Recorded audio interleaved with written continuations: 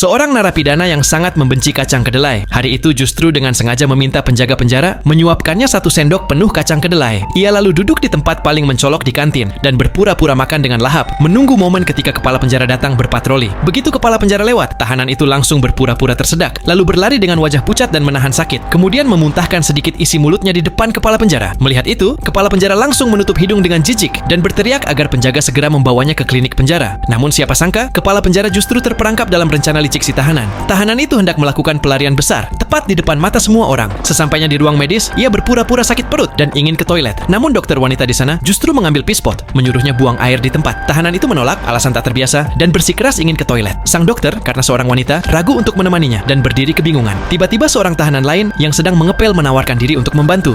Dokter pun setuju tanpa curiga. Namun ternyata keputusan itu menjadi penyesalan terbesarnya. Begitu masuk toilet, kedua tahanan itu tidak buang air, melainkan membuka saluran pipa pembuangan dan merangkak ke dalamnya hingga sampai ke ruang penyimpanan barang. Di sana mereka menemukan sebuah papan kayu besar.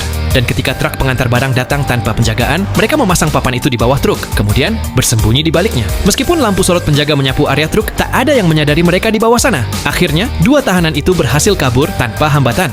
Namun anehnya, setelah keluar dari penjara, mereka tidak langsung kabur jauh. Sebaliknya, mereka dengan tenang naik ke mobil sport biru, melepas seragam penjara, mengenakan pakaian biasa, dan menuju arena balap tempat banyak polisi berjaga. Ternyata mereka sedang menyusun rencana pencurian yang lebih besar. Mereka ingin mencuri $10 miliar uang taruhan dari arena balap.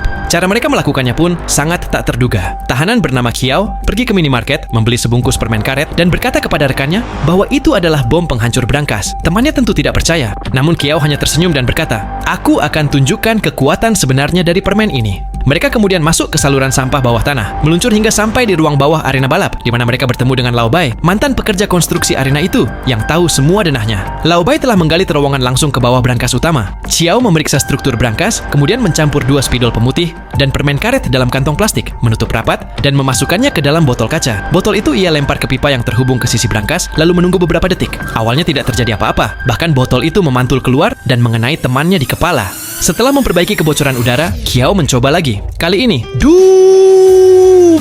Brankas itu benar-benar terbuka dengan ledakan kecil. Mereka bersorak gembira dan menggunakan penyedot debu besar untuk mengisap uang dari dalam brankas. Namun, tanpa mereka sadari, asap putih dari pipa brankas mulai keluar ke atas. Petugas di ruang kontrol melihat asap itu, langsung memanggil keamanan. 2 penjaga dikirim untuk menyelidiki. Sementara itu, Kiao dan timnya dengan cepat membagi tugas. 2 orang menyamar sebagai petugas kebersihan, membawa uang dalam karung yang disamarkan sebagai sampah. Sedangkan Kiao, Lao Bai, dan rekan lainnya menyamar menjadi penonton dan keluar lewat pintu utama. Ketika 2 penjaga menemukan petugas kebersihan itu, mereka memeriksa sekilas namun tidak curiga karena memang baru selesai acara dan banyak sampah diangkut keluar. Setelah memastikan tidak ada yang aneh, para penjaga melanjutkan